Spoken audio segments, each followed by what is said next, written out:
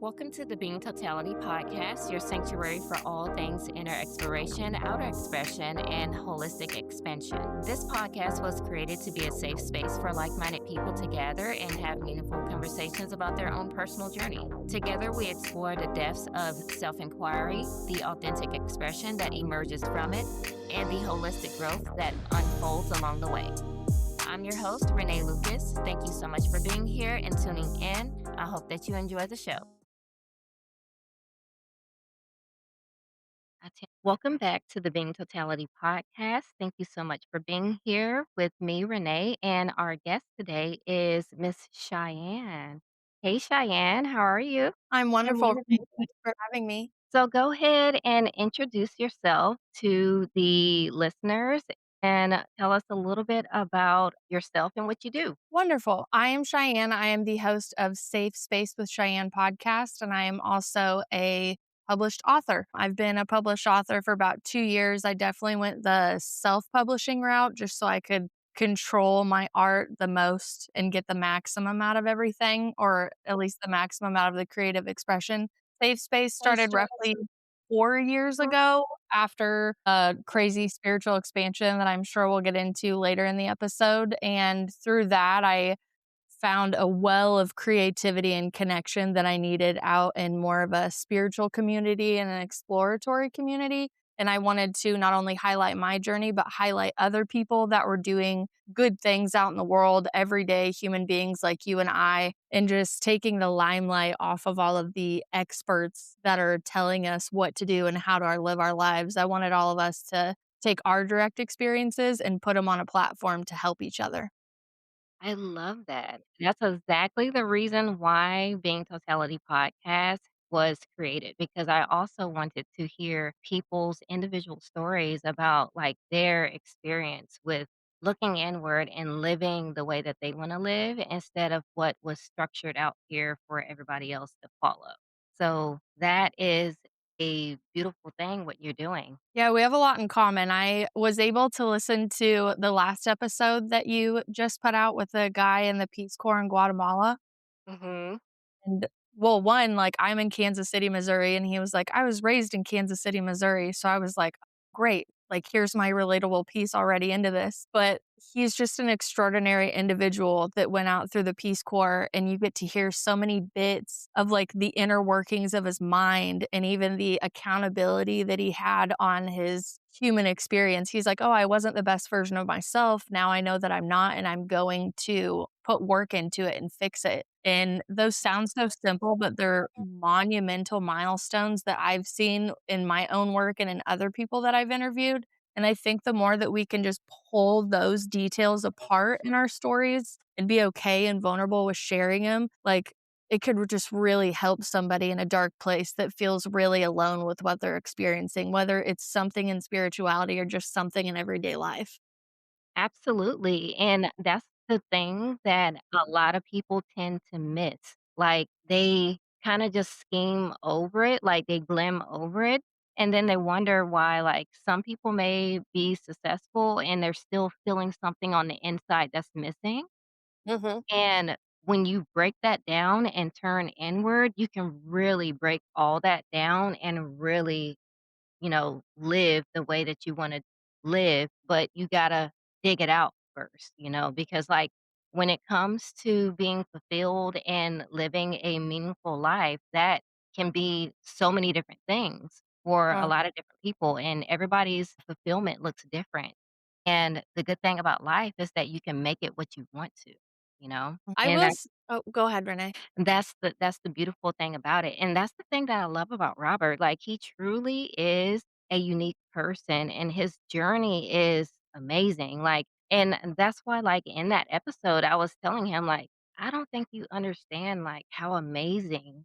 your journey is." Like, he's a conductor, and he's in the Peace Corps, and he's traveling to different countries, helping people, and I'm like, "That's just amazing," because there's some people that can't even do that, you He know? picked up a hobby where he made, like, a marble statue and then a museum ended up buying it. Like, I was just Yeah. talk about, like, alignment and just allowing yourself to experience and explore. Because I know like if you've seen all like the comical memes of like the spiritual starter kit, and you get like a chakra set and a crystal set and a tarot deck, and people kind of make fun of it, but there's this childlike curiosity that comes out in like a spiritual awakening, and you get to tap back into this curiosity and this wonder. And then in the middle of it, when you're like reframing who you are and what you're interested, you do start putting on like different hats. Like, is this the one that I want to wear? Is this how I want to do? I want this to be a part of my path or my plan?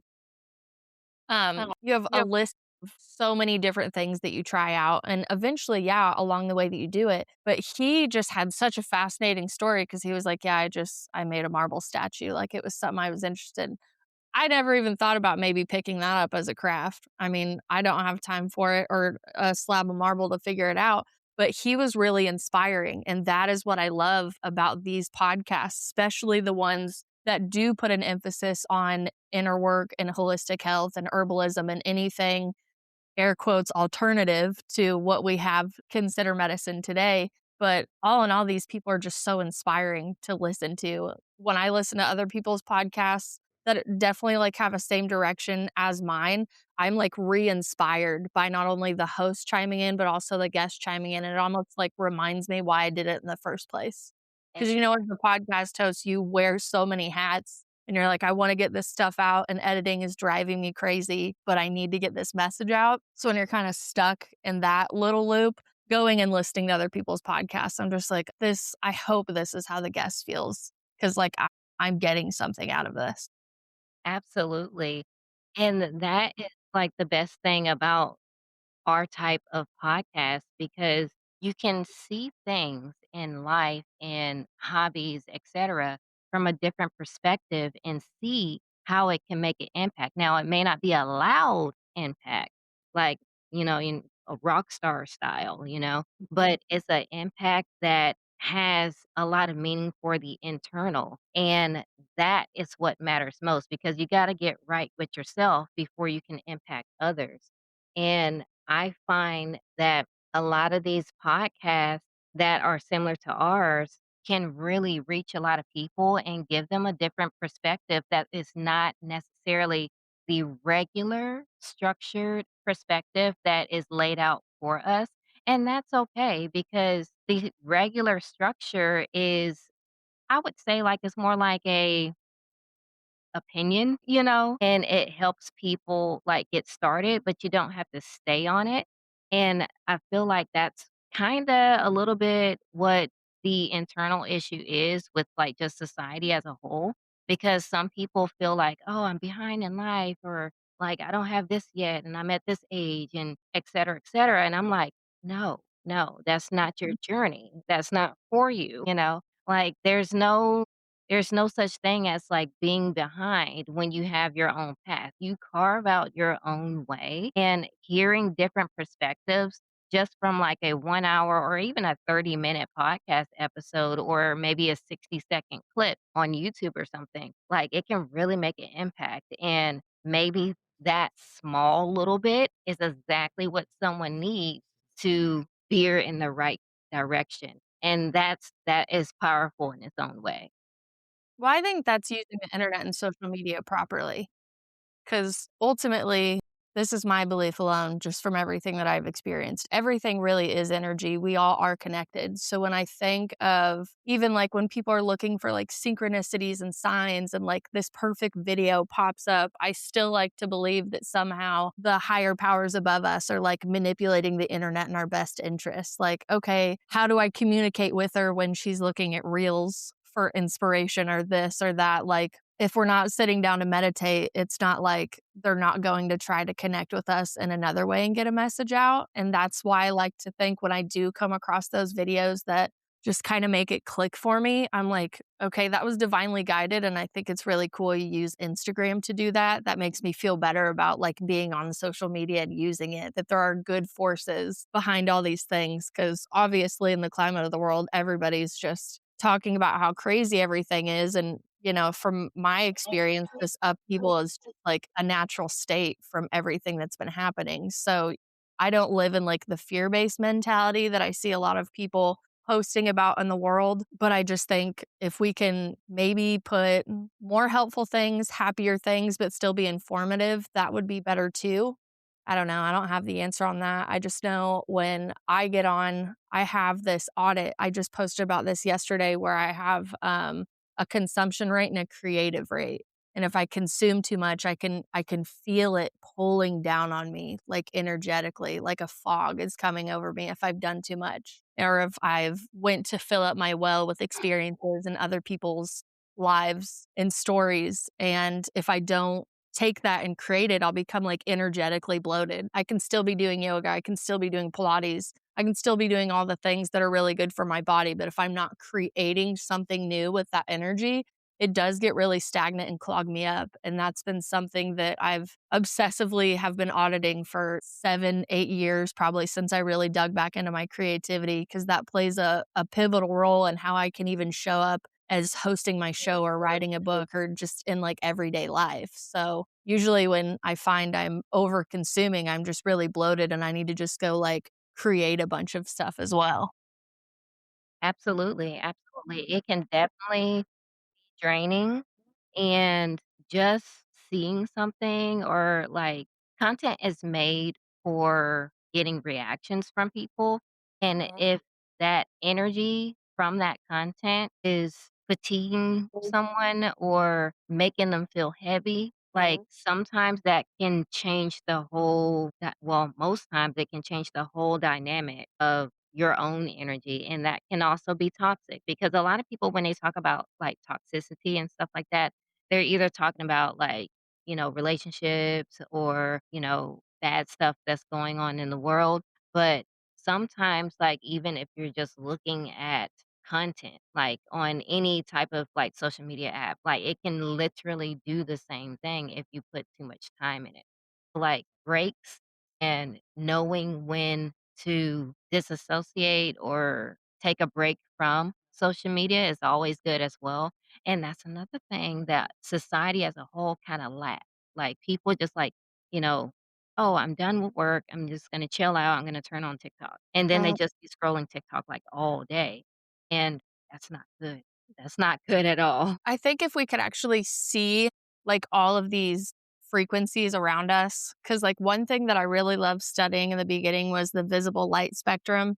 And it showed this whole graph, and then it showed humans could only see this much, but then all of this stuff is going on around us. So, like, imagine you could see the microwaves. Imagine if you could see the waves of energy coming out of your TV and like subliminally and, energetically affecting you. Like, we all wouldn't be doing the stuff that we're doing now. And sadly, like so many people have to stay on social media all the time for like brand awareness and not being forgotten. And, the apps pay people. Like, I get it. I'm a part of that in a sense, but I'm such a small creator that my income doesn't depend on if I do 5 TikToks a day. Right. So, I'm grateful for that. And at the same time, I'm like, yeah, I would love to be paid for my videos, but I just don't think I'm willing to put that much pressure on me showing up online. Like, if I'm sure you have this too, especially when you're very in tune with your body and you can't show up, but you feel like you have to. It almost like splits me out of alignment where I'm like, I feel like I'm failing myself because I'm not showing up every day the way that I want to. But this concept of showing up online and being reachable 24/7 is still foreign to me. Like, I grew up in the 90s. We had home phones. We had answering machines, And So dial yeah, and dial up. What a great memory to bring up. I can hear the thing in my head right now. I think it never goes away. But so like it's still kind of foreign to me, and then I feel like left out because younger generations have just been born and having phones and iPads shoved in their face, so it's super common for them. It's like I just kind of feel like a boomer because I'm like I don't want to be anywhere near the platforms right now. I just wanna go live my life and be out in nature, and I don't even wanna record myself being out in nature and do a B-roll later, Like, it's interesting to observe how it's messing with all of our minds that we feel guilty for not posting Mhm. and being a part of the digital rat race, I would say. And I've struggled with it, obviously, as any type of author, content creator for years, but I always do like talking about it when I get the chance to, just so if there's somebody out there that, also kind of has that, hey, I'm going to show up today and, maybe tomorrow I'm going to take a rest day. Like, don't be as hard on yourself as I've been because it gets you nowhere. I mean, it really does just kind of clog you up and stagnate the process. Like it's a part of it.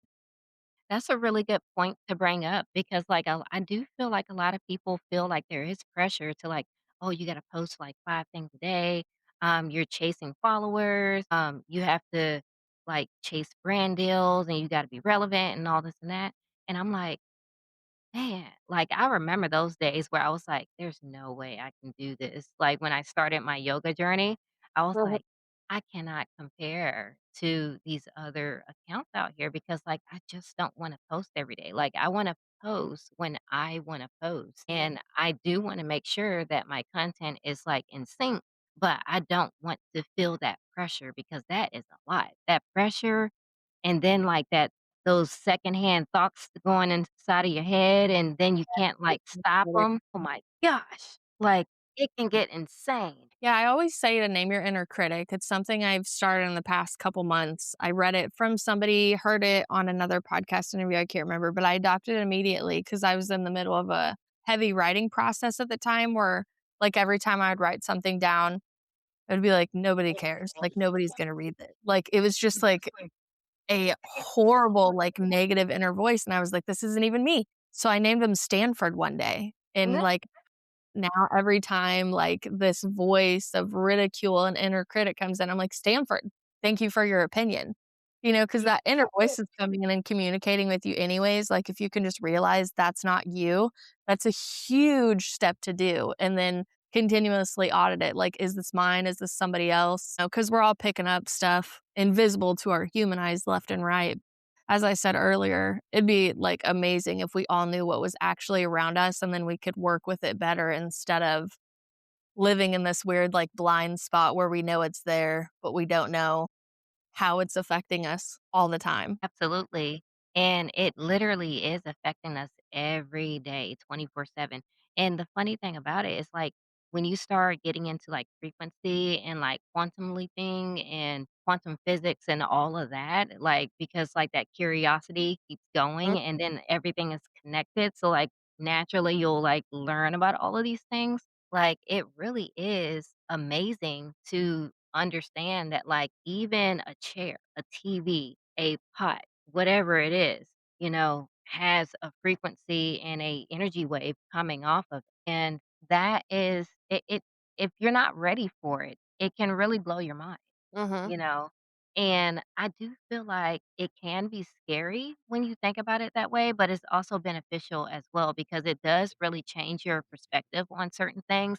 And it also puts you in more control of yourself because you can pick and choose where you want your energy to go. And all of that is just like the inner introspection work that you need to do to be mm, able to control like how your brain works, what emotions you want to tap into. Like you wanna have full control over yourself. So, like, that also leads into, like, once you understand certain stuff, your hobbies change, the way you dress change, the way you do your hair change, your whole routine changes. And I do feel like that's beneficial, but I do feel like society as a whole is so fragile. And mm, I feel like most people in society is moving out of fear. And I think that holds back a lot of people from just tapping into that curiosity because it starts with the question. mm, It starts with that curiosity at first. And I know like some of my friends, like I have like the most amazing friends. They're super goofy. But like one of my friends was like just we were just chilling, having like a quiet time. And he would like say like the most random thing, like, I wonder what exactly if we can see air, like we know it's there. We can feel it. mhm. But like if we can see air, wouldn't that be nuts? And I'm like, dude, we're about to go down a rabbit hole. I'm with it. I Yeah, love those conversations. I found a funny rabbit hole on Threads yesterday, the girl was like, "How do we know the animals are actually extinct? Like, did you look everywhere?" And I don't know why that made me almost roll off my couch laughing. I read it several times and I'm like, "No, seriously, like who decides all of these like just end to things? Like where's the research?" And you brought up like getting into frequency and quantum leaping, and that's a really big step to get into on anybody's journey. And I can 100% humbly admit that I was a huge skeptic. Like everything I believe in now, I've had direct experience with. So my perception has changed. My belief systems have changed. My cognitive dissonance is not as apparent as it was in the beginning. So I believe in this, but I need you to show your work. Like, can you give me like some type of experiment to show me like all the different properties and the differences in crystals was a really simple one that I had. And I took like a rose quartz, a tiger's eye, and like a clear quartz, and I put them in water and I froze them in a glass. And when you take them out of the freezer the next day, their energetic properties are frozen around them. So it shows how it actually swirls around you in a meditation or works like in energy. And not only was that a really great like experiment for my inner child, but it helped my skeptical brain. It was like the spirit and science were coming together. And I would just kind of like laugh it off in my conversations with the Most High. And I would just be like, how funny is it that I came here to forget everything that I already know? And then I'm sitting here like relearning everything like a kindergartner again and being such a skeptic about things that in my bones I know is true. Like the rocks wouldn't be here, the crystals wouldn't be here if we didn't need to utilize them for something. So this weird propaganda about how, they don't do anything, but there's quartz in our phones and our watches and copper on our power lines and all that. I just think it's often comical when you become more of a witness and a passerby to things and situations. And I think that does come with practice on any journey that you're on. You brought up the comparison in your yoga journey starting out. And I remember feeling like that when I wanted to be an instructor. I was just like, I'll never compare to these like Lululemon aesthetic yoga people. But that's not why I got into yoga. I got into yoga because I wanted to see people like me that weren't so much focused on a perfect pose, but were focused with reconnecting with their body and accepting other body types and people with disabilities. Or I was fascinated with helping people through the medicine of yoga. And then when I went to online, just like you, to like get inspiration and see how I wanted to like share my love with the world, I like the thief of joy is comparison, and it just rode in on like a black stallion. It was like, you'll never be good enough. You'll never be these people. You're not going to Taiwan on a 3-month yoga retreat. You're not going to go do any of this stuff. Like that inner critic was loud. And it definitely like obviously isn't my path to go do like living in an ashram and being like a traveling yoga instructor. Like Instagram makes you feel like you're going to after you get your first certificate.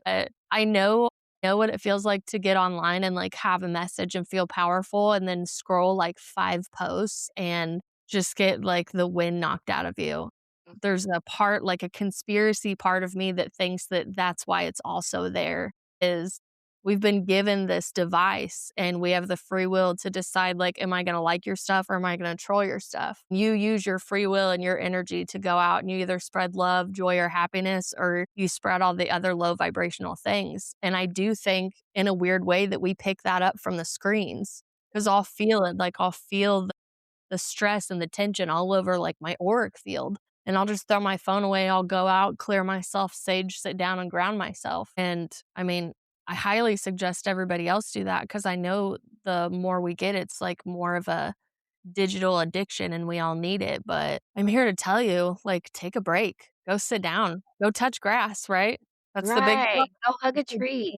I've hugged many of trees. I still haven't done it in public, just around people, because I heard on one of your other episodes you were talking about you were scared to talk about certain things because you thought people were gonna, like, think you were crazy or all of that. Such a rite of passage when you wanna be something other than what everybody else wants you to be, right? I felt that so deeply, I almost wanted to, like, rewind it and, like, hear it again because that's been one of my biggest struggles too with coming out and like being who I truly want to be, going back to people that I love and being like, I'm sorry, I wore a mask for 28 years. Do you want to get to know who I really am? And you kind of lose people along the way because I think some people need that lesser version of you in their head. I Mhm. think you go out and you can trigger people super easy with like how happy you are with being aware of what you're doing and how you're acting and how you're treating people and what you're eating. It can really disturb a lot of energetic demons in people is what I found. Absolutely. That's definitely true. Like, just taking care of yourself and putting yourself first triggers a lot of people. Mhm. And that's one thing that, like, I'm not sure if I spoke about it, like, too, like, in depth or anything, but I feel like everybody struggles with that because, like, there's judgment everywhere. But my thing that I have learned was when you accept yourself, the good sides, the bad sides, the OMG, like, the looking funny, like, type of sides to yourself, like, when you accept it and then you become aware of it and you build confidence out of it, then nothing else matters. Because, like, me, myself, like, my style makes people look at me sometimes. Like, I have, like, this alternative type of bohemian mesh of style. So, like, when I go out, like, I hear people, they either compliment me or they be like, "What is she wearing?" And when it comes to, like, the negativity side of it, like, when you know yourself so well and you are confident and you like how you look and you like how you're presenting, you almost don't even hear it. And that's been my personal experience with it. And I feel like, man, if I only would have known that when I was a teenager, So true. man, that would have took me such a long way. But yeah, like, when you know yourself, and that's why I say, like, inner exploration is everything. And, like, don't worry about what other people are saying. Don't worry about any of those extra noises. Like, you know what's good for you. You know what you wanna do, and all you have to do is get in tune with it. And then if you're not sure, that's where curiosity comes from. Explore. Because why not? You only have one life. And once you do that, then all of that comes out with expression, and then on the side, you also have a holistic expansion that comes from it, and that's how I, discovered pantheism. Like, I'm a dedicated pantheist because I believe everything is energy, and I do believe in frequency, and I'm also, like, an introvert and, like and I'm not gonna say obsessive, but, like, I observe a lot. Like, I tend to let people talk because, like, if you let someone talk long enough, they'll expose themselves, and I have to I feel super comfortable with doing that because you're not gonna be for everybody. Everybody's personality is different, and you have to pick and choose what environments you're in, what people you wanna be around, the personality types, because the personality is gonna give off a in particular frequency as well, and you have to be aware of all of that, and I just feel like most people in society are just wanting to fit in. Like, they don't even know what it's like to be themselves. They just tryna not be a sore thumb. But my argument is that you want to be a sore thumb because why would you want to be like everybody else? Like, society is, like, in a decline right now. Like, we're going crazy. So no, we don't want to be like everybody else. We want to be ourselves because that's the whole point of having your own personality and all five senses. Like, God knew what he was doing when he gave us all of that in our brain. But I just feel like there's, like, an obsession with control. Like, a lot of people wanna control everybody and anything else except for themselves, and I feel like that's the complete opposite, you know? So, I definitely advocate for self-inquiry, introspection, looking inward, breaking those molds that people try to put others in just to go along with society and, have a bunch of friends and all of that stuff. And most of the time, like, you don't need a lot of people around you. Like, a good 2 people in your entire life is all you need.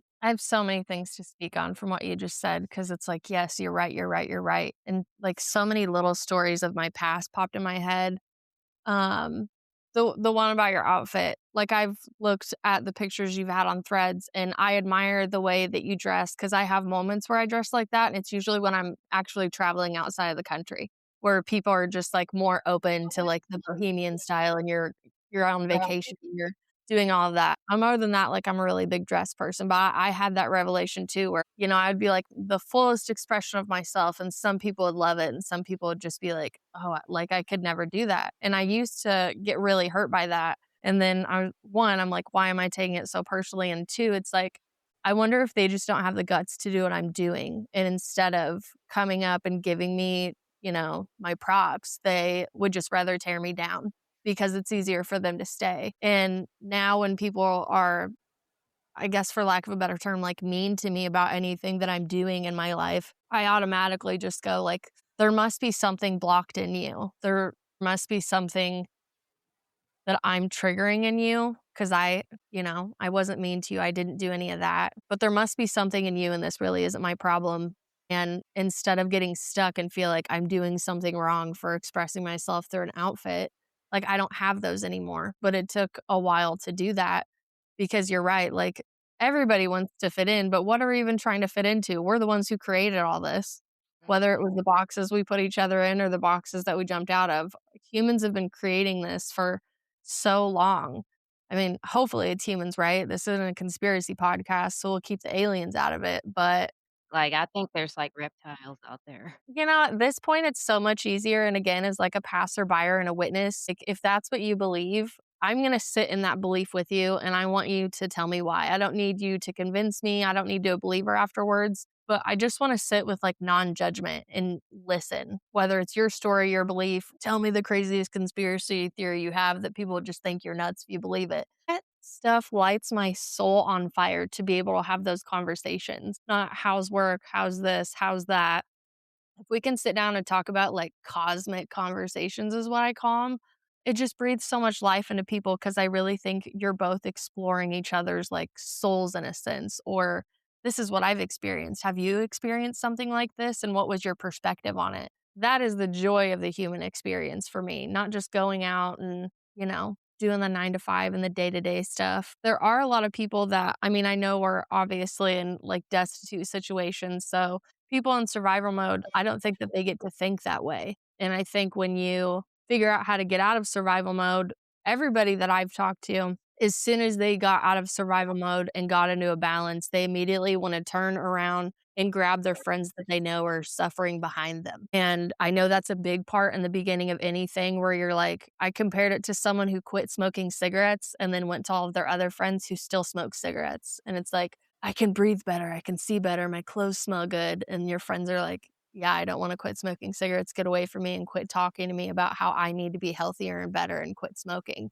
And spirituality is kind of the same thing, no matter what avenue you go down. Hey, I'm doing yoga. Hey, I'm doing Pilates. Hey, I just discovered Buddhism. I just discovered crystals, all these things. They're really impacting me and they want to go out and help. But it is your path. It might not be them. And maybe you can be like an example and an embodiment of it and they can observe and maybe that's a way to get into it. But I try to bring that story up as much as possible because that really is just a rite of passage, just as all of the other inner critics and things that are going down. You really do want to go out and help people once you take that like log out of your eye and help yourself. I was doing a reading for a friend a couple weeks ago and he said something so profound that I wrote it down. It's actually on a piece of paper right here.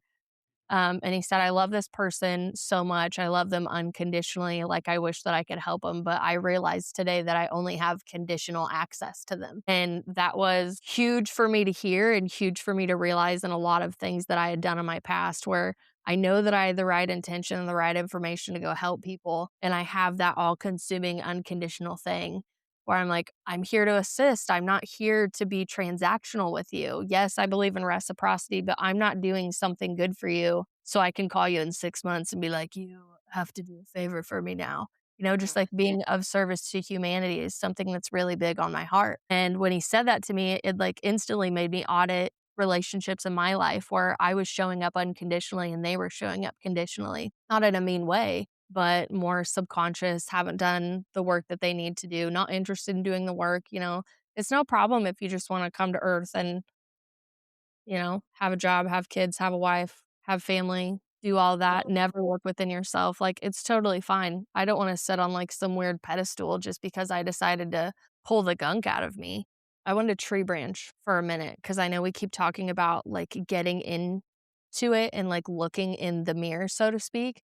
I like to bring up the fact that you have to be the villain in your own story for a bit when you go through shadow work. A lot of people take shadow work as like a victimized standpoint where they're like, this happened to me, so that's why I act versus what role did I play in each of these scenarios? Was I the hero? Was I the villain type aspect? And you have to go through that. And then you have to go through a non-judgment point where you're almost like the higher self, just looking down at the avatars, having their disagreement. And if you can do that, you can get through a lot of the first like raw layers of looking in the mirror of the things that you've been hiding from and not taking accountability from, just being like, oh, I didn't do that. No, I would never treat somebody like that. If you can just be like, yeah, I did that and I want to figure out why in a very like childlike curiosity, and that is magic in the forest. It really is. It really is. And the key thing for that is that you have to want it. You have to want to look inward. And it's like you said, like it's okay if like you don't and you just want to, have kids and, have a marriage and all that. But for other people, the most important thing is looking inward, and I feel like another important thing is like you don't want to be pushy because most people are not mentally there to be able to comprehend what you're talking about because their brain isn't there yet. Like they haven't unlocked that, level of consciousness yet and awareness. And that's totally okay too. Where a lot of people go wrong is that like they learn something that's really helping them. And there's nothing wrong with wanting to help others. But what I always say and what I've learned was let them come to you first. Don't offer it to them because then it looks like you're being pushy. Mhm. But if they come to you and be like, hey, like, I know you went down your spiritual journey and you like, think a little bit different and all this. Let me run this by you and then, like, tell me what you really think and then, like, give me, like, your advice on, like, what I should do next or whatever, you know? That's a better way to go at it or, like, how we're doing. Like, instead of, like, posting all the time on social media, you can always have a podcast because, like, our type of podcast and the stuff that we talk about was telling a friend the other day that, like, that is a infinity topic. Like, it's not too broad, but it's not too niche either. So, Mhm. like, that topic can go on and on and on because everybody has their own experience with everything. So, it's a never ending thing unless, like, people just, like, I don't know, everybody get raptured or something. I don't know, but and so Something is going to happen that's completely unprecedented, whether it's gonna be in our lifetime or somebody else's. We're the link in the chain right now that gets to experience it presently, and I am humbled and grateful for that. But then there's also, like, this egotistical part of me that when I'm done here and I pass on, I'm like, "There's a party on the other side for this, right?" Like, when you, like, passed a really hard test and you came home and someone celebrated it with you and you're like, I know you didn't think you were gonna make it, but you did, and we're so proud of you. Like, I need that moment in the afterlife for what I've seen and observed and experienced just in 34 years. If I yes, make it, like, till 100, amazing. Yeah, there's so much I could elaborate on that more, but I'm not going to. we'll save it for another episode. Yeah, I really would like an afterlife party for sure. I wouldn't mind an afterlife party because, like, it's hard out here for humans. Like, just interacting with each other and then, like, knowing that, like, everybody has, like, their 5 senses and their own free will, but then there's, like, some people that, like, genuinely wanna do good, Mhm. and then there's people that genuinely wanna be, like, Machiavellian, and it's But they're like, so "Why?" charismatic and you keep talking about the 5 senses, which I think is great, but I also think it's a really important part to bring up, like, the clairs that activate when you're going through an awakening. It could come in a yoga journey, it could come in a traumatic event. Like, your soul decides when you're going to wake up is the best thing that I can explain that.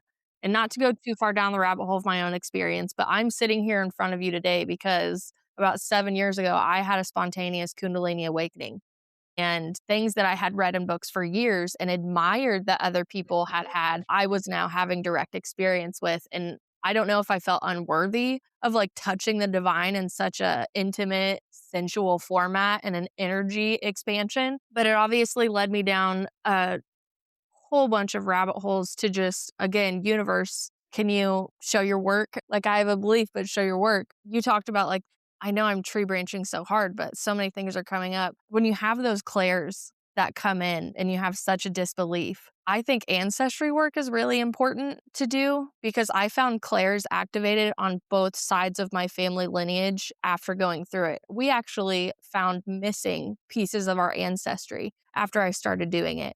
I had all 5 clairs activate when I had my spontaneous. I was seeing auras. I was hearing people's thoughts. I could talk to your higher self. Spirit guides were coming in and telling me shit about you that you're hiding. So going out in public was really weird for me because we all have these masks that we present, whether for safety, for protection, or just autopilot, whatever we're doing. Not saying we're not genuine, but we still somewhat protect ourselves from everybody in the human race out and about in the world. And I was having these experiences where I would just go to a restaurant and I would be talking to the waitress. The waitress has to be nice to you.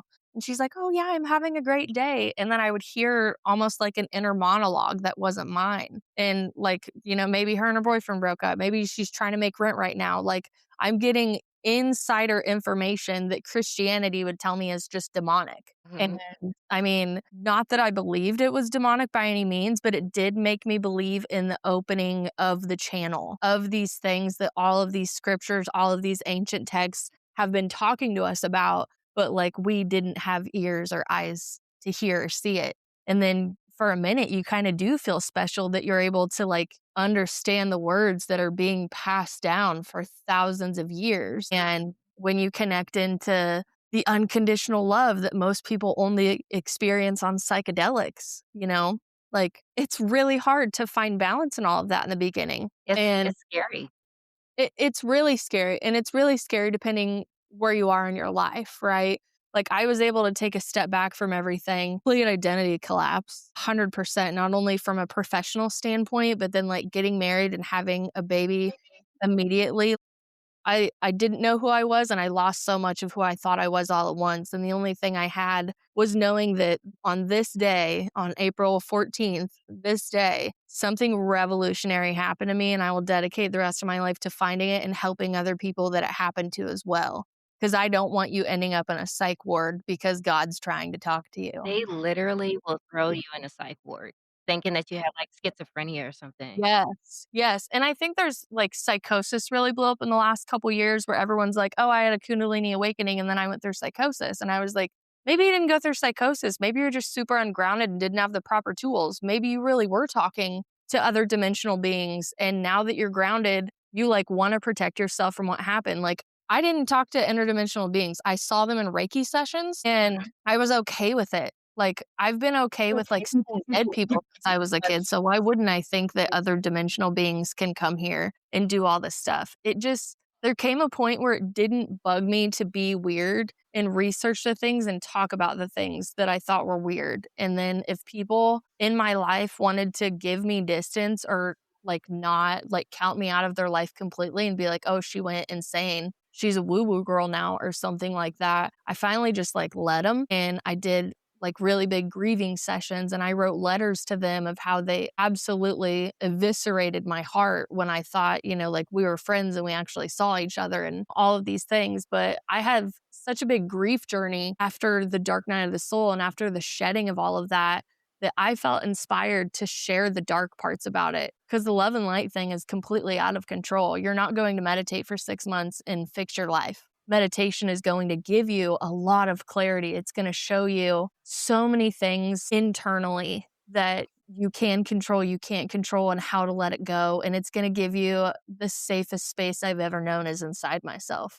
Like, I have a whole physical safe space. I have a digital safe space. But when I connected to that like divine spark inside of me, it's what I think the Christians are singing about when they say, "This little light of mine, I'm going to let it shine." I do think it correlates to your connection with God. And I also think it correlates with the heart chakra expansion. And again, that's just from my own research and connecting my own dots. But when you have those moments, they almost for a second, like make all the bad disappear and clear everything up and show you. And And then you feel meditation, bliss. yes, but meditation is free and you can technically do it anywhere. And I know there's so many people that are like, "Oh, I have a monkey brain. I can't sit down and do it." And it's like, baby, you need it more than ever. Like, have you thought about what clarity would be like for a moment? Have you thought about what it would be like to sit in stillness and realize like you have a purpose in just existing? Because that is honestly how you talk to God. That is how you get clarity. He comes in the wind, he comes in the rain, he comes in the silent moments. Yeah, maybe a song That's radio. also how you manifest as well. Yes. Yes. It's the clarity that I know we're all really struggling with to have, it's just like, I know I'm Well, supposed to do this, how do I get there? I think we're all struggling with that, and no matter where we are in life, how do I get there? How do I get there? And I think we put a bunch more distractions on our plate thinking, well, if I work harder and I do that, like that old paradigm is trying to fit into the new paradigm of how to do it. But I just think with topics like this, conversations like this, platforms like this, we're not like the front runners by any means because people have been talking about a shift in humanity for a long time. But I think we're like the new era of it. We're everyday people. We're not crazy celebrities that have access to millions of dollars and healthcare and finances and plastic surgery, nutritionists and dietitians. We're normal people that are trying to scrape by in an economy that's collapsing around us. And we have found bliss and we have found God in the everyday life. And I think we've won. I think we are the poor spirits that have received heaven in a crazy way. But the journey's also not over, right? We're in the middle of all of the things that we're doing. But I guess I just talk and hope that anybody just picks up little nuggets when I talk. And I hope that, like, if the sentence where you can find peace within yourself inspires you to meditate, then I hope that worked. But it didn't come from me, it came through me. And that's something that I try to stay super humble when I'm trying to translate this work and these direct experiences or write books or guides or whatever I want to do.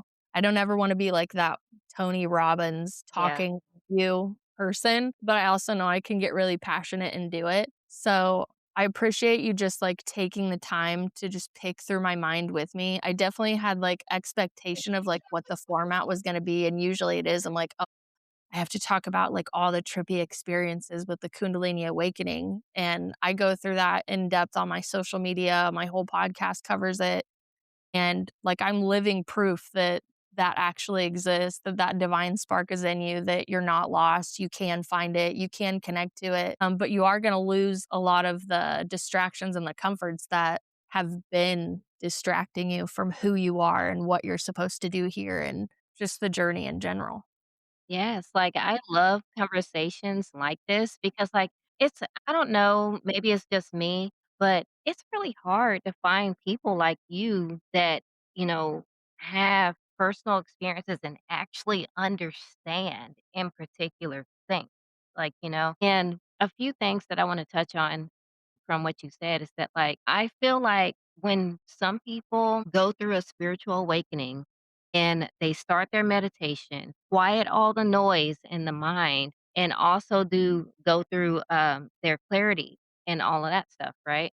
Like you can accidentally unlock a ability that Yes. is special. And I was like, I think like when you were saying that like you can like hear like the waitress, like, there's a Right back here, right? It's like a lesser voice, but it's coming in. That's yeah. clairaudient. Yeah, I mean, like, I feel like that's, like, a special psychic ability that you Mhm. unlocked, and that is amazing because sometimes you can't unlock it until you develop in particular knowledge, start changing in particular habits, start adding in particular practices like meditation and yoga, qigong, things like that into your daily practice and really start to uplift yourself and dive deep into that curiosity, you have to get to a certain point before you unlock certain stuff, and you unlocked it, girl.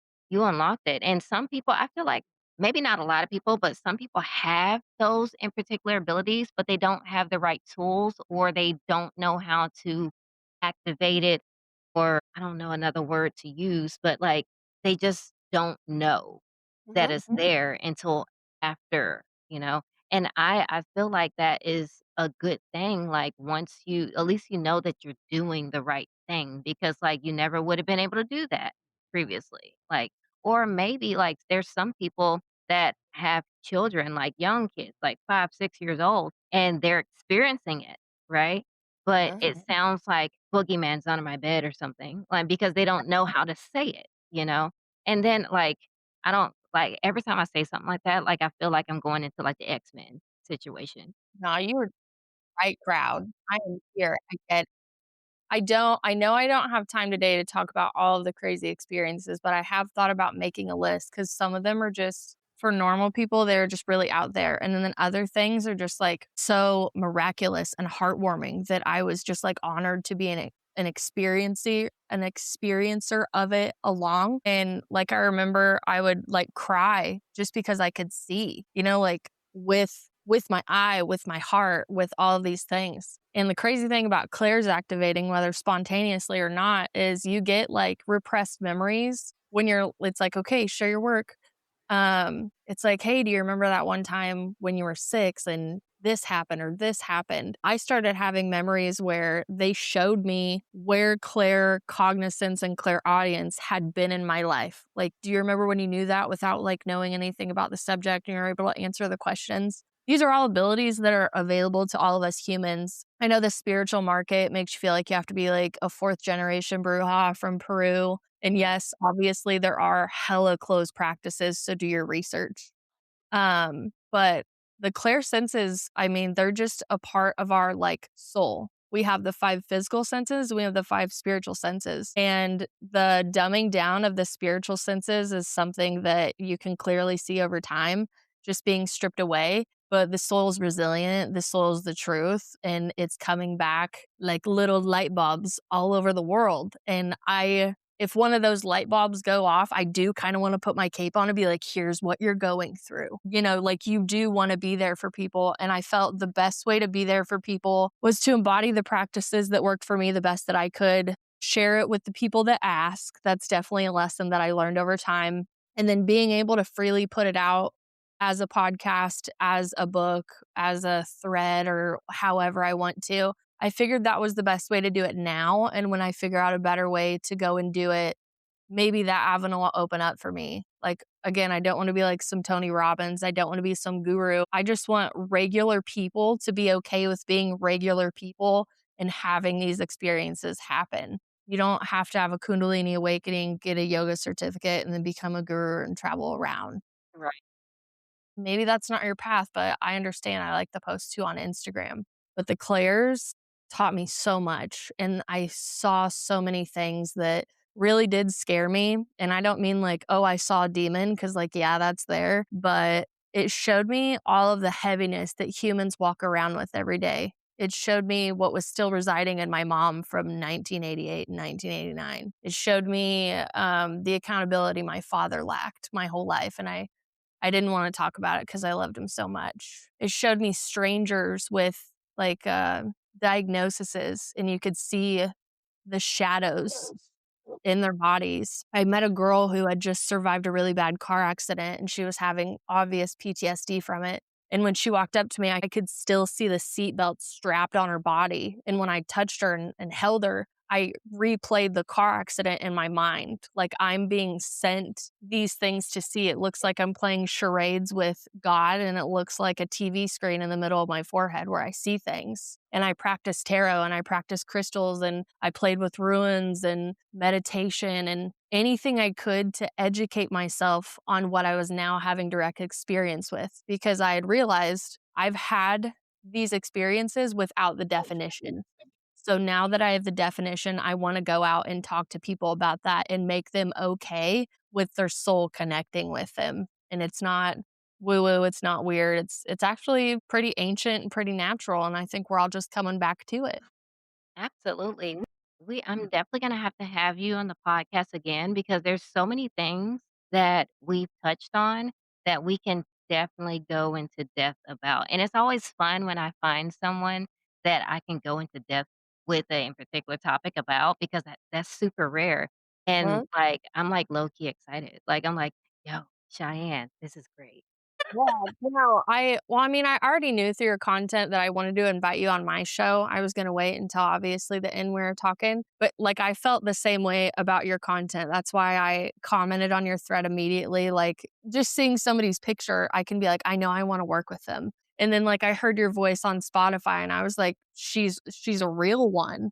You're not like a fake one, like you're authentic. And I think you're authentic in the work that you're doing in yoga, but I also think you're authentic with the stuff that you do behind the scenes. And those are the people that I want to connect with and network and work with because they make me feel better about being my authentic self, that I don't have an aesthetic. I change all the time every day. I don't have multiple personalities. I just have multiple interests, and I have to approach them differently. So I also want to have a conversation with you highlighting your story, your journey, anything you would love to talk about on my show, but I'm always happy to come on and have a conversation. I just hope I don't over talk because these are things that I am super passionate about talking, but I try to be as descriptive and detailed as possible to just help anybody that listens. Like, you're not alone and you're not going crazy. You really are just waking up. Exactly, and that's the thing, like, you're not alone, and a lot of people out here feel like they're alone, or they feel like they're crazy, or they end up going to, like, therapy and, like, getting a psychiatrist, like, to put them on meds that's not even real meds, and then Mhm. they end up actually messing themselves up because they got the wrong perspective of what's actually happening, and they have no one around them to tell them, like, "Hey, this is a very special thing, and this is how you maneuver it if you're wanting that help, Mhm. because the people around you have no idea what's going on, like, they think you're losing it, they about to send you off to the loony house, they trying to get you on meds, they trying to say that you got BPD or something, Yeah, like, you big one that comes up, autism, BPD, schizophrenia, all those things. And I'm not yeah. saying real, I'm not saying that, like, there's a spiritual component about it. I just think the one size fits all isn't working. I think all of us are realizing that our individuality needs individual medicine. My connection with God is not your connection with God, but if we wanna sit down and meditate and talk to him at the same time, I can tell you what he sounds like to me because he doesn't always show up as a man's voice. Sometimes it comes in as mother because I want to talk to the mother spirit. And I'm okay with that. I'm okay with God not having a gender. He's not a big white guy with a really long beard. Like, to me, God will always be Morgan Freeman. Nah, And I love Morgan.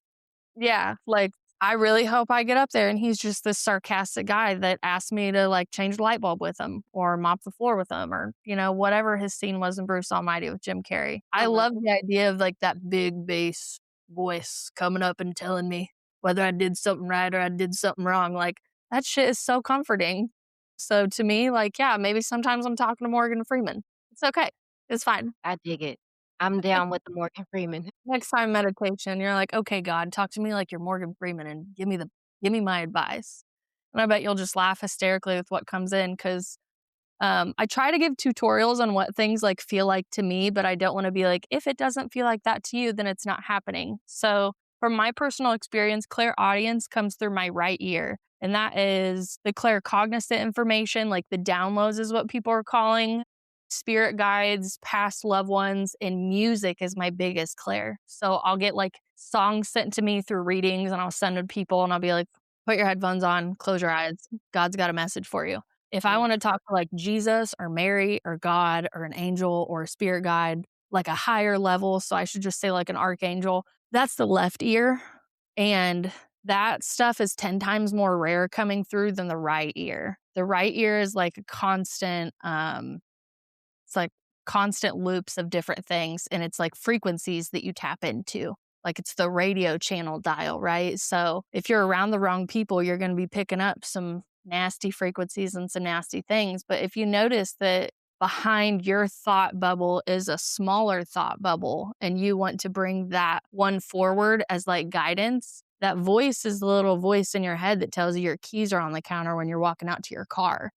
And the mhm. voice that says, "No, you have your keys in your purse, go to the car," that's your ego, and you notice that ego's louder because it drove you out. So, that's, like, my piece of advice for anybody that wants to have a relationship with their inner voice, their inner self, their inner guidance, or higher self, if you like to call it that way. It's really small in the beginning because you haven't nurtured it, you've just nurtured the ego a lot subconsciously, and the ego's not bad, it's there to protect you, but it does need some balance and it does need some discipline.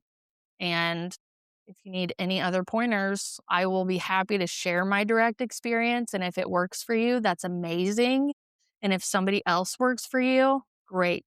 Because I think we're all here just trying to help each other out.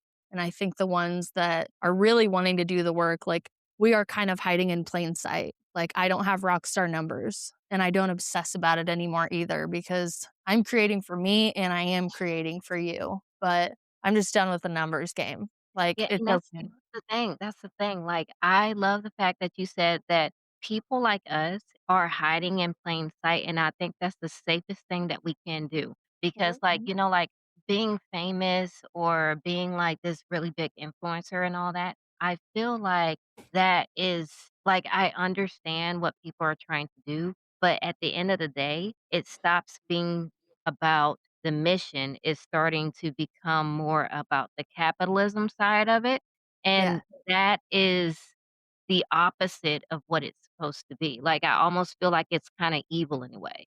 Like, okay, so my best example for that would be, like, I love rock music, so, like, this new guy, Youngblood, that's, like, up and coming and all that, right? Blowing up pretty big everywhere.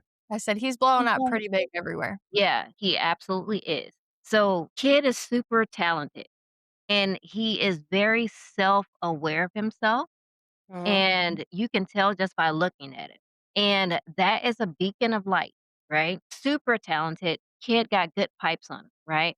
But then again, the fame that he's getting being kinda Oh, deterred a little bit because now you're seeing, like, random people trying to do, like, collabs with him.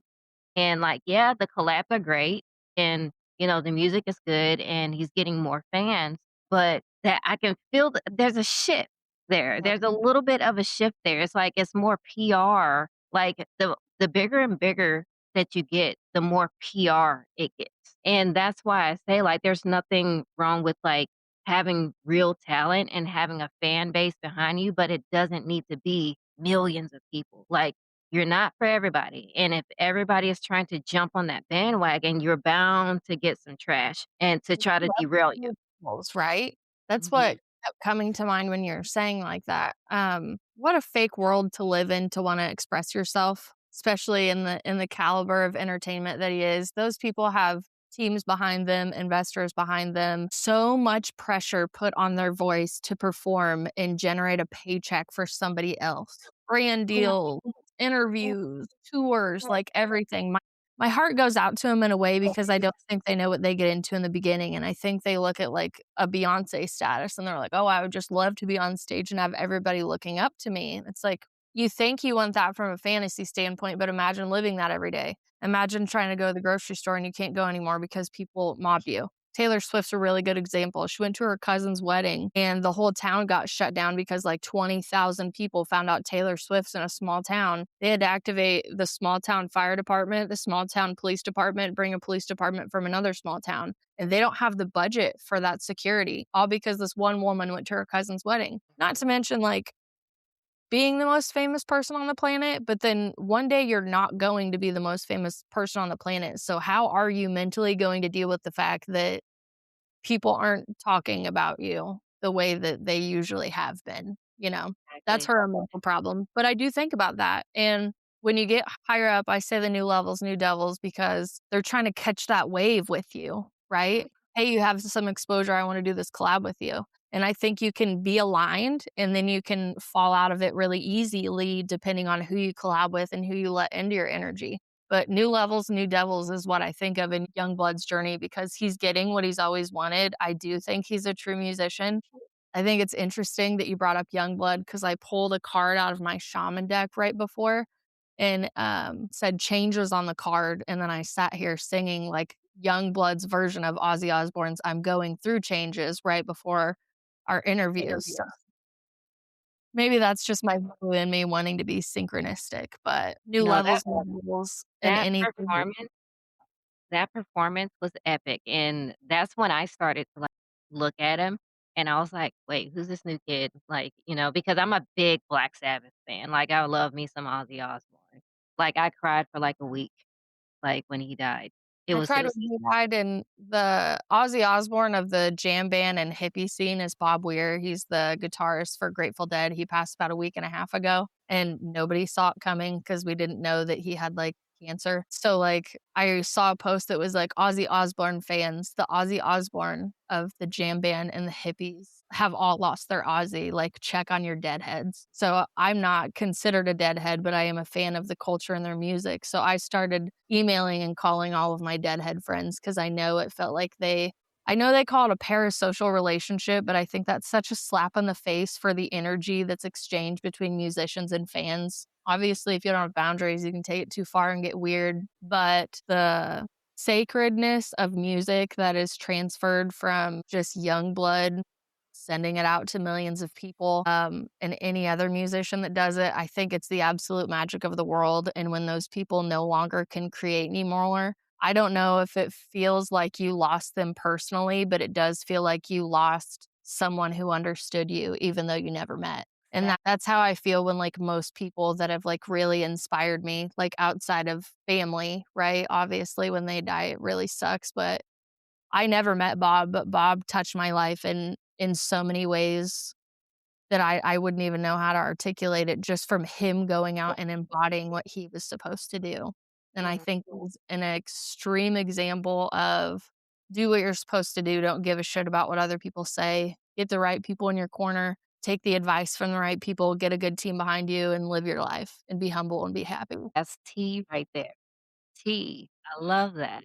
And that's another reason why I say, like, I love going to festivals and concerts and stuff because, like, when you get, like, a real musician like Youngblood again, and you go to one of his concerts and you feel that energy because, again, that's a lot of frequency there, and everybody's kinda synchronized and singing along and everything, there's nothing else like it. Like, it's there's that is all the therapy that you need. It's tribal, whether people realize it or not. Bob had a quote of how he talked about how they had an energy and the crowd brought the energy and the music mingled these energies and cleared it out.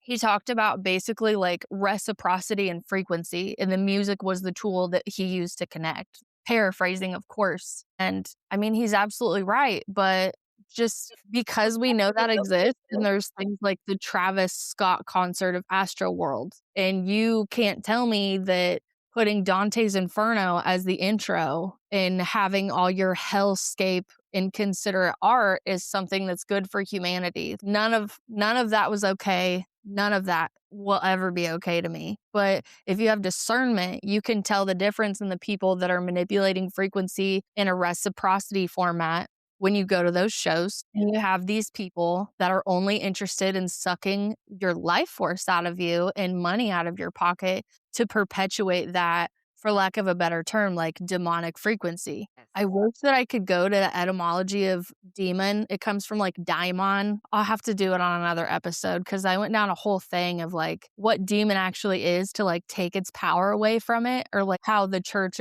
has like done it over time. I've seen a documentary on something like that, so I know exactly what you're talking about. It's extensive. It's super extensive, but also you just look at like everyday words, like especially I grew up in like a biblical thing. So I grew up in a lot of like sin, right? Oh, I'm not acting like godly enough. And I remember I was like, what is sin? I mean, like, what's the etymology of it really? Like, why is everybody freaking out when they make a mistake when God loves you so much? He'll forgive you if you just ask, right?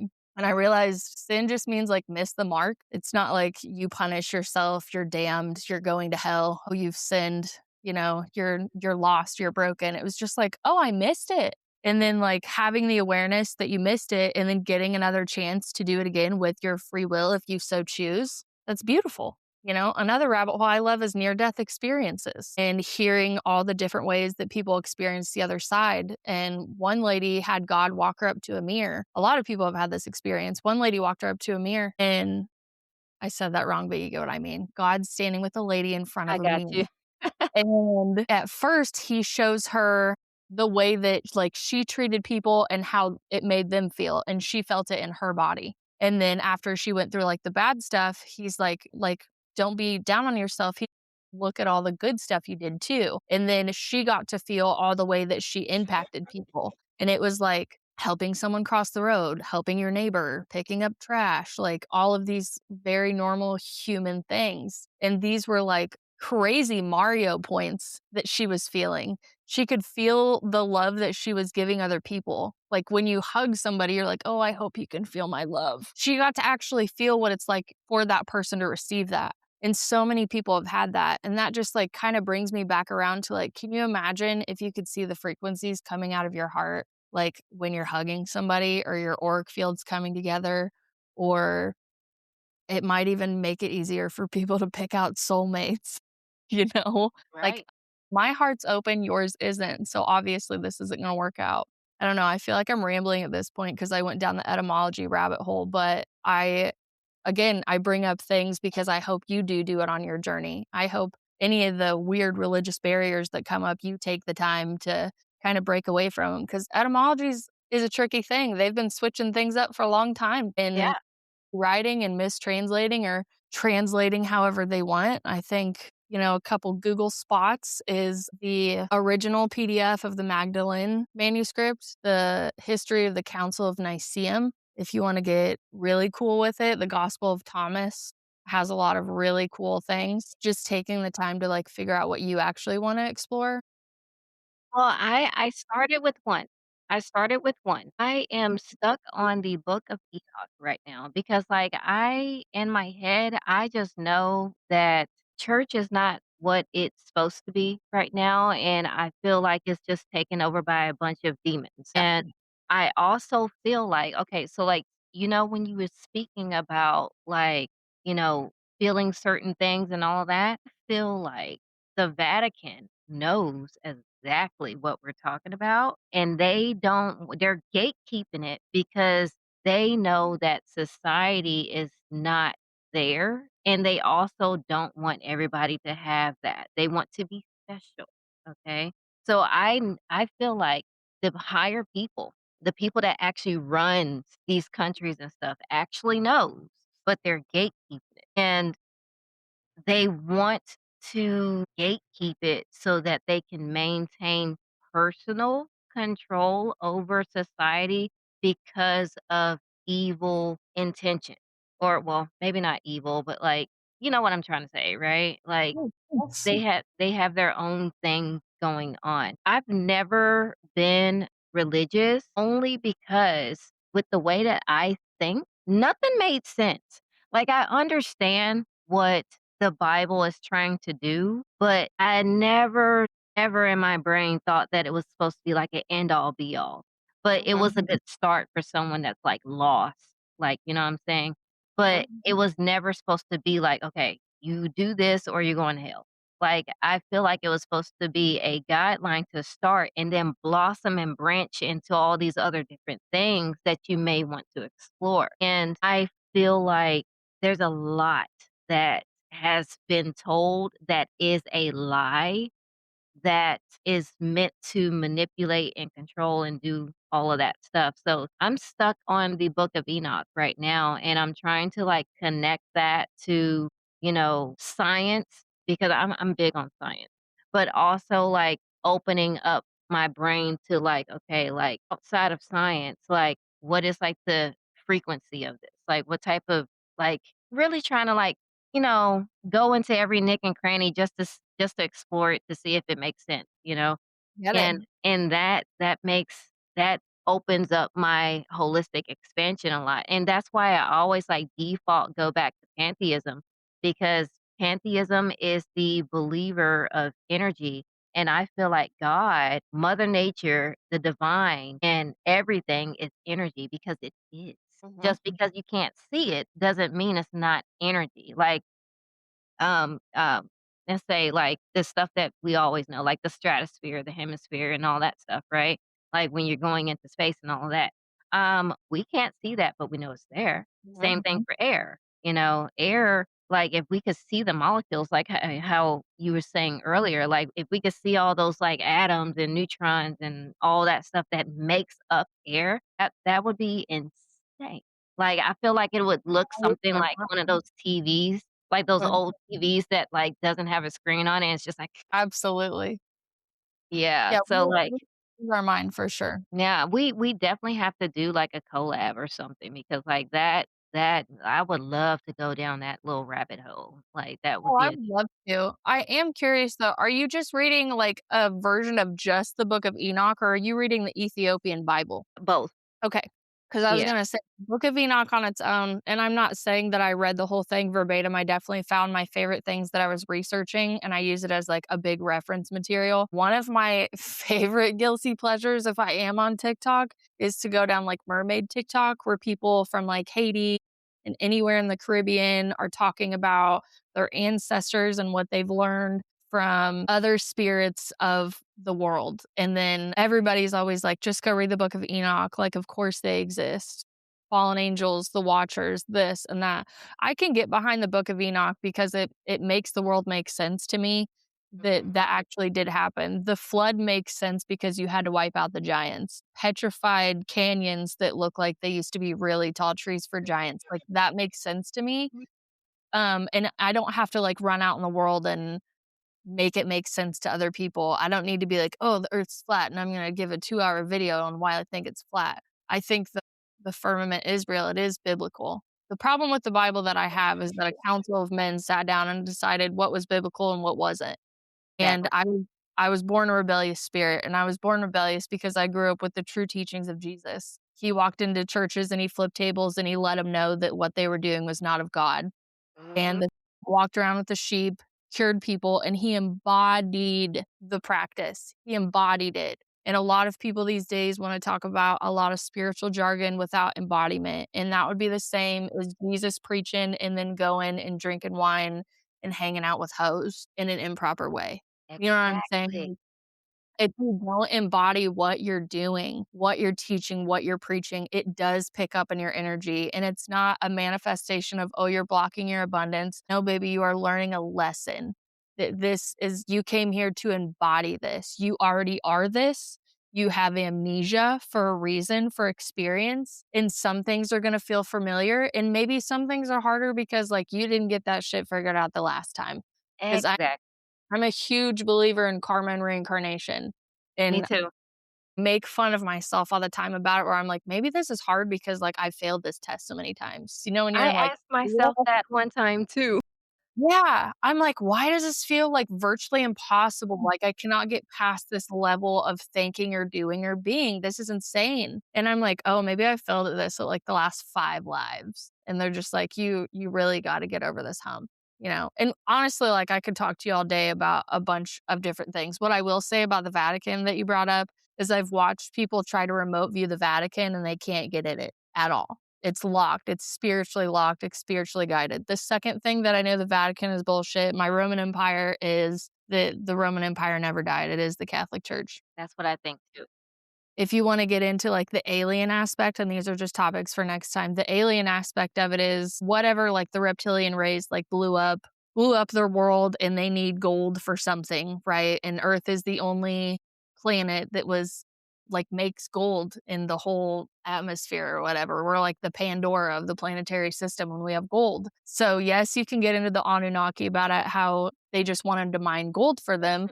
When I kept hearing the Anunnaki and how much they fricking love gold. And then I found out that the Catholic Church is the person who holds the most gold in the world. And they Okay. even backed the US dollar to the US government with like a billion or a trillion a couple years ago when we were in a financial crisis. So you're So you're telling me the telling me church, the church. goodness of their heart, gave a million or $1 billion to the United States government and there's zero infiltration of telling them what to do? Okay, and my last one. When we found the Dead Sea Scrolls, the Vatican tried everything to buy the Dead Sea Scrolls and put them in the Vatican or burn them because it predates all the bullshit that they had scripted for us. Mhm. The discernment is so high when you're going through all of this because there are a lot of things that you wanna believe, but you have to sit down and be like, "What is the motive behind the men at the Council of Nicaea sitting down and kicking out all of these scriptures that are now called, like, Apocrypha and hidden scrolls?" And, like, you're just making the forbiddenness of it, like, so delicious to go and make like, give me my own opinion. I Mhm. don't need a middleman to talk to God, and that's what the church has turned into. Tithings and 10% and preachers locking their congregation in churches for $40,000, Bentleys at the altar. $2,500 vest to go preach a Sunday. Right. Sir, Ridiculous. you've lost the plot. You really have. And because they've lost the plot for so long, I went and found God on a mountain. I went and found him on a park bench. I found him in my car. I found him in this room. You can Thank you. find him anywhere because he's everywhere. Yeah. My daughter did ask me, she's like, if God is everything, how is God that TV? And I was like, baby, you just woke me up. It's 3 a.m. But if you want to have this conversation, I will try to explain it to you. He's like so fascinated with all of that. And again, I preface by saying, like, I'm sure there are so many topics that we could just continue to talk about over and over because a lot of the things that you're interested in, I am super interested in, and I'm curious on so many levels. But I think the book of Enoch is kind of like the gene keys where you just take a little bit at a time. You take it and you absorb it and you give it time. And then you Mhm. go back to it. Because I tried to read it like a novel and it just doesn't work for me. There are some things that I'm like, I have to take this piece by piece. And the book of Enoch is definitely one. But it puts the corruption in perspective, is what I think. So people, I think, should read the book of Enoch and they'll feel something almost like primal and ancestral in their bones if they're able to connect with their body. And everybody has their own starting point, right? I know we're talking about things that seem kind of advanced to beginners. So, if you're just beginning, just like sit down and cry because you're going to have a lot of it coming up on the journey. You're going to Yeah. cry for opportunities you miss, people that you miss, things, that you wish you could do, wish you could be. There's a lot of grief in the journey, and that's never highlighted. And if it is, it kind of is mocked, but it's usually like a big creator doing it inauthentically as well. That's true. There is a lot of grief in it because it's so much information that you have to unpack because everything that you've been told, you have to relearn because all of that original information was a lie. Mhm, So unpacking it, like you can never do it all at one time. Like you literally have to do piece by piece by piece because if you don't, then you're not going to understand anything. But if you piece it out, then it'll start to make sense, because in particular things is going to stick with you and you're going to have a shit ton of questions that you're not going to have answers to. And that's okay because the point is to start. mhm. You have to want to start, and that's a runaway train right there. And then, you get bliss out of it because I enjoy learning about like the true stuff and, Mhm. like, how the government and the churches and the Vatican and all these other countries, like, hide stuff, And nobody can figure out, like, "Oh my god, who, put these, pyramids here?" I mean, did you read the Book of Enoch? Like, a little bit? Like, not even the whole thing, but just, like, a little bit of it? Like, I mean, if we had giants, like, these are just little pebbles to them. Like, For you but said little. yeah, like, it can just keep going and going and going and going and going, I think about the way the internet has helped people is communicating like, "Hey, go read this book," or, "Oh, this is what I found, this is what I found." I knew nothing of the Book of Enoch, and I have been to several churches. So, I mean, it's like, it's literally not allowed. Like, if you're going to believe this way, the Book of Enoch is a bunch of hodgepodge. Same thing with the Gospel of Thomas. Same thing with the Gospel of Philip and the Magdalene manuscript. Like the Magdalene manuscript, we had one full copy. We had two full copies. One got decimated. The other one was found wrapped with the Gospel of Thomas in different parts of Egypt. So that showed migration in the doctrine that they were doing. They were going around and spreading everything they could about Jesus, but they had their own things. And the biggest conspiracy I have, it's not even a conspiracy, it's absolute truth because the Catholic Church was like, my bad. And it's the fact that Mary Magdalene was this whore that Jesus pulled 9 demons out of. That was a sermon on a Sunday that happened at the same time they were making the Bible. And the council was like, oh, that's perfect. Let's degrade women more. Let's bury the divine feminine more Oh. and make it look like men have to be in charge and be superior for all of this because women were not allowed to be the leaders at all. You couldn't even go to church without a man, like your father owned your life until he married you off to somebody.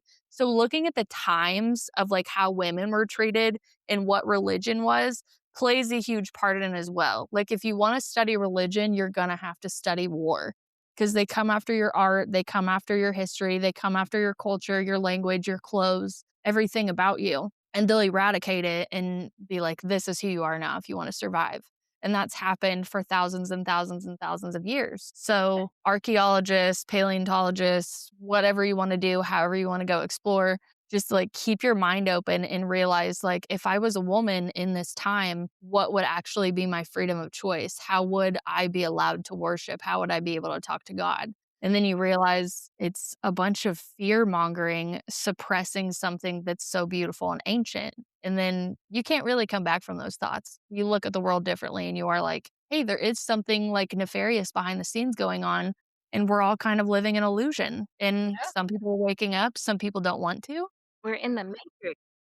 Yeah. I mean, free will is a huge thing, intuition, discernment. Whether you say that you're spiritual or not, I think we should all have a connection with where we come from. And, keep having conversations like this to encourage people that what we're talking about isn't demonic. It's your history and you have a right to it. It's your Exactly. lane and it's all of our ancestors. We're all connected. We can Mm. get out of the hate war and the race war and all of these crazy things that are holding us back. 'Cause it's just so ignorant if you look at it from a soul's eagle eye perspective. We look like a bunch of ants fighting each other for no reason. And that's why I always say, like, if there was aliens, they're probably looking at us like, "Look at these idiots down here.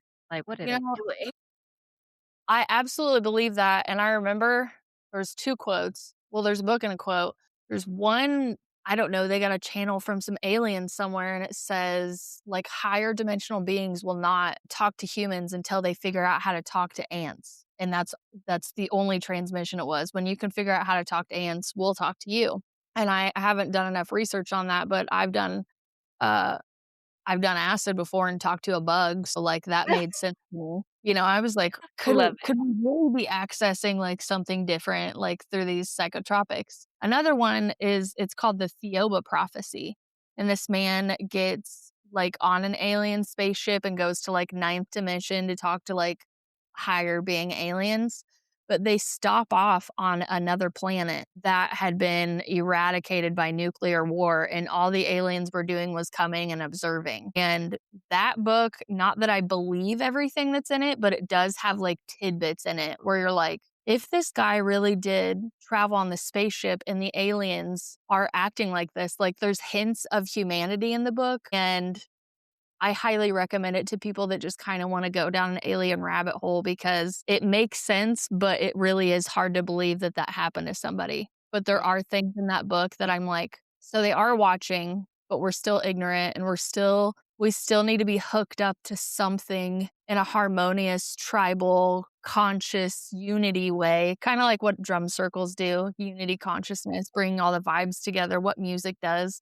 We're missing that in the day to day. And as much as it looks really heavy, it's like a festering wound that needs to heal. So, all the upheaval I do think is appropriate, but I do think there are negative forces that are trying to suppress things. And my piece of advice is you can learn all the things you want. You can read the book of Enoch. You can feel like you understand the keys to the universe. But if you don't embody any of that, you can get into a little bit of like a spiritual depression where you're Mhm, like, now I know all of these things. What am I supposed to do with all of it? And it kind of gives you analysis paralysis. mhm. So just Hey, remember, Cheyenne, real quick. Real yeah. quick, real quick.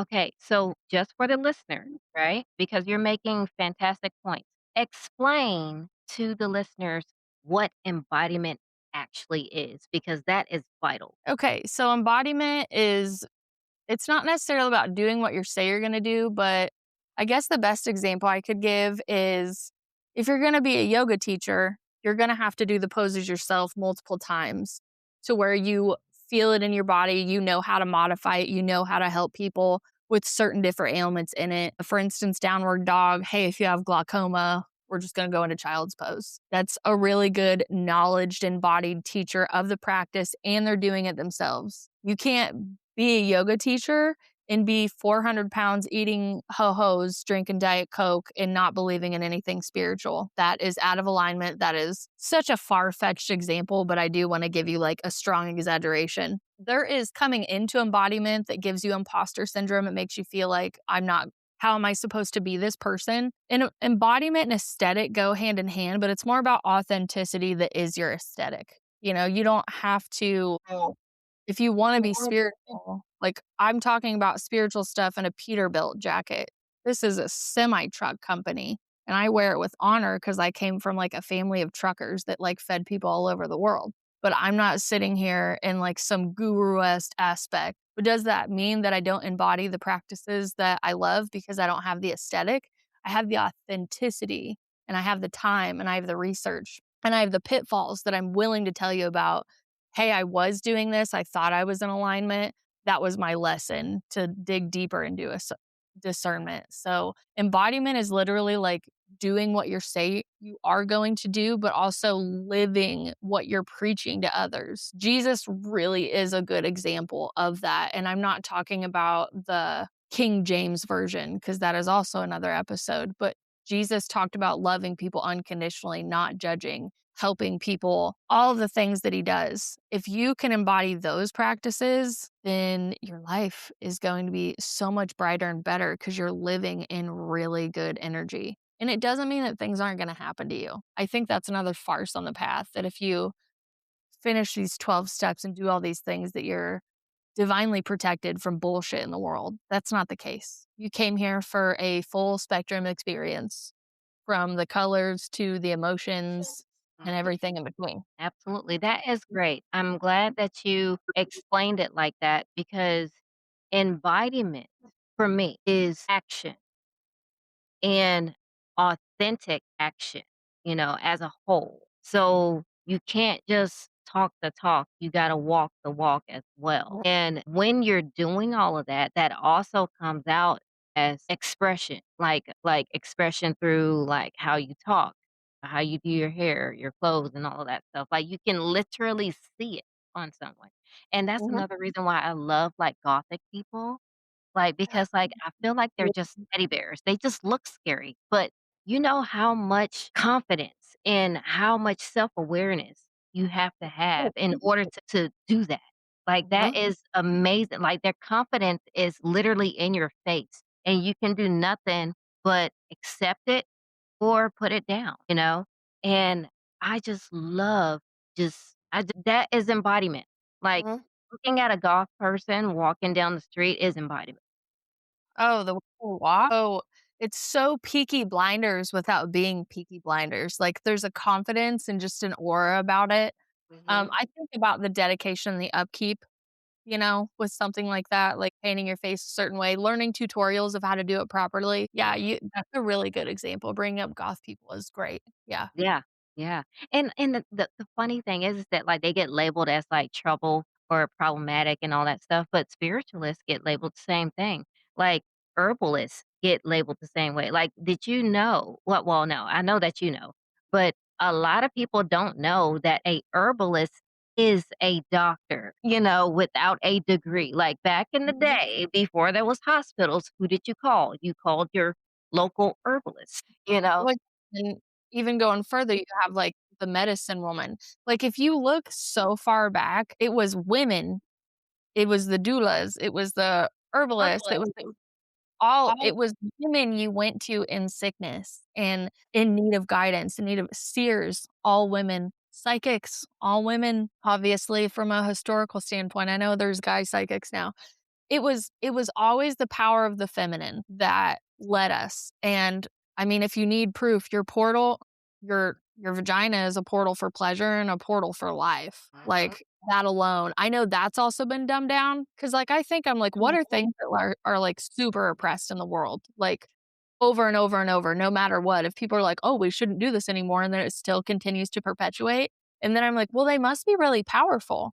Like, that's the only reason you would be mean or oppress or dumb down or invalidate something is because it does something to you that makes you feel like maybe they'll do it back to you or it's powerful. So I'm Mhm. like, women are actually really powerful and we've just been dumbed down over time.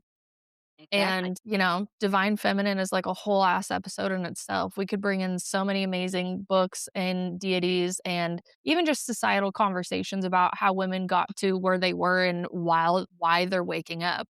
Like, why is the divorce rate 70% now? Mhm. Well, because we were not financially abused, you And you know know? what? You know what? This is what I say to it. I said, "Congratulations, ladies, y'all are waking up." Yes. Leave everybody alone. Like, we Yeah. can make this whole thing stop if we just stop having babies. Just stop. I did stop after one, I will say that. And, before motherhood and after motherhood is a crazy identity flip for sure.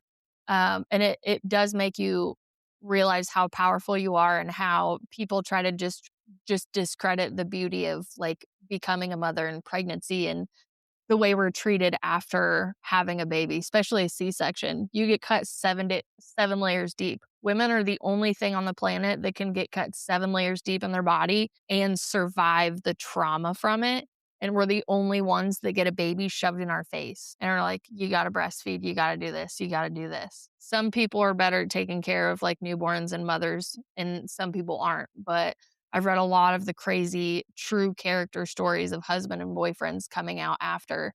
And it's because the surgery and the procedure and the pregnancy has been so just dumbed down and normalized. That's Mhm. a freaking miracle. You formed a human body in your body. And then when it was coming out of the canal, it came out with a soul Mhm. from that place that the Bible talks about so heavily that we're all going back to. Like, how are we not just having a moment of like celebration every second for a new life and for the woman who did it? And there were times that that was possible. So I think talking about how it used to be like this, it was erased for a reason, it's a nefarious reason. Now we have awareness, now we can do something about it. The whole world needs a 12-step program like an AA meeting. Literally. Yeah. I will advocate for that. Yeah. Just like get everybody together and educate, don't judge, educate. There's a lot of ignorance we all grew up with, but the older you get, you do have to reprogram yourself. And when you reprogram, that means you're going to lose some people. You're going to lose some Absolutely, and you know what? That's okay. It's okay to lose people that you're not aligned with anymore because we're always growing. This is a forever growth journey until we just stop breathing. Like, we're always gonna be learning something every single day. The older we get or the as long as we're on this planet, we're gonna be learning, like, something. And you can either accept it or get left behind or embody that experience. But the thing is that you can be picky about who you learn it from, you know? Yeah. And a lot of people are so comfortable with just, like, being told information instead of looking for it themselves. Like, I think I heard something like the average adult American reads at, like, I don't know, what was it, like a 5th grade level or something like that? Yeah, and like, what in the world? Like, these people are getting married, having children, but yet you can't read. And then, like, all of a sudden, like, you know, last couple of years or whatever, like, people are dumbing down, like, the importance of education. Like, Mhm. why do you not want people to learn? Because, like, that seems like it's just another agenda because, like, why would you wanna keep your own society stupid? Like, that's not helping nothing, you know? It sounds like it's control. 'Cause, again, like, they also say, like, the media is made for just about a 6th grade level. Anything above is kind of, like, niche-y and all of that, but they say the broader percentage is about a 6th grade level that they're shooting stuff out on the TV as well. And all the questions that you said made sense to me when I read the story of the Anunnaki, of the human race, one brother wanting them to evolve in consciousness and the other one wanting to be a slave to mine gold. And the trippy part about that is in one of the stories, it talks about the God of the physical and the God of the spiritual. The God of the physical locks up the spiritual God and like cosplays as the spiritual God to the humans that he's enslaving. So it's all of this, a lot of inversion where it's like, if you stay weak, I can control you and you can do the things that I want you to do for me, which in the Anunnaki was mining gold. That's all they needed. We don't need you for anything. We don't care about you. You're like a piece of machinery to us. And if you just look at like a Rothschild or a Rockefeller interview, Rockefeller specifically in 5th grade, I learned, about Rockefeller money, where he built all of these towns, these booming towns with all of this industry at the time, and he moved a bunch of poor people into the town and he paid them in Rockefeller money and they came to the town in debt with no clothes, no house, no food. He credited all of that.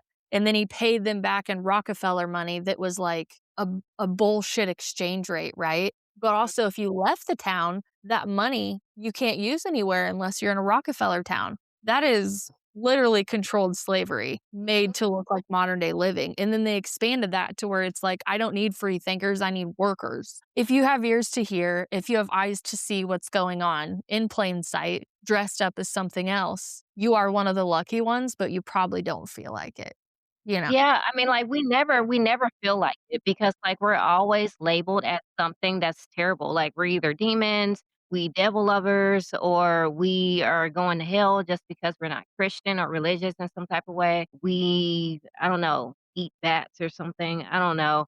Like, they make up all kinds of crazy stuff. So, like, the actual good people are Yep. going to be labeled the worst, like the scum of the earth. Even though we're not. It's literally the evil people saying that, you know? Because, like, there's a reason why there's a lot of PDF files as pastors and all that stuff, like, and, You're right. You're right uh, about that. like, I don't know what the deal is with that, but I'm glad I'm nowhere near it. But, Uh-huh. I mean, that like, oh my gosh, girl, there's so much. Like, this podcast has been going on for literally almost 2 hours, so we definitely gonna have to wrap up, but I digging this, girl. Like, I'm so glad that, like, you found me and I found you because, like, girl, like, we're gonna do a collab for sure because there's so many things that we can do, like, episodes on because, like, wow. Like, Yep. I'm so grateful to have known you, I've enjoyed all of my time with you. I want you on my platform. I want to collaborate with you. And, to any of the listeners, if you have any questions, feel free to hop in to my email, my inbox, check anything out. I love helping people, but I don't like run after them, like you said. Like if you ask me for advice on anything, I'll be happy to help you out with whatever. I do think we all are walking ourselves home. And I think the more we embody all of the things that we wanna embody in our life, like, it is like little light bulbs. It's a chain reaction, and it does help other people and inspire other people. So, if you wanna be an inspiration to others, you have to look in the mirror, and you do have to be the villain and the hero for a little bit.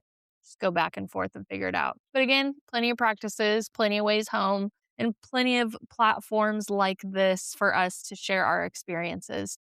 Renee, thank you so much for having me on. Please come on my show so we can have trivia conversations on my end too. And any collaboration in the future, I am totally down for.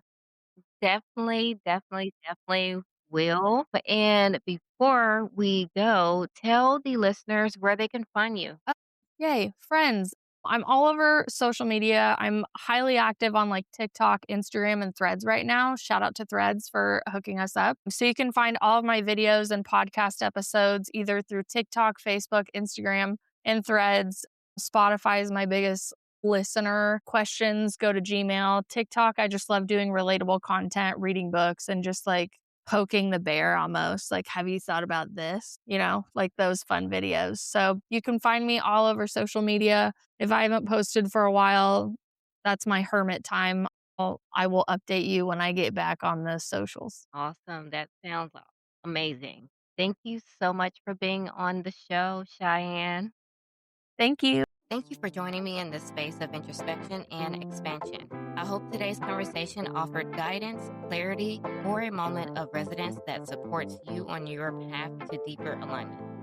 If this episode spoke to you, I invite you to subscribe, share with someone who might benefit, and leave a review. It truly helps the community grow. For more resources and offerings from the Tranquil Yoga Studio and the Being.Totality platform, you can connect with us on our social media channels or visit our main website at tranquilyogastudio.com.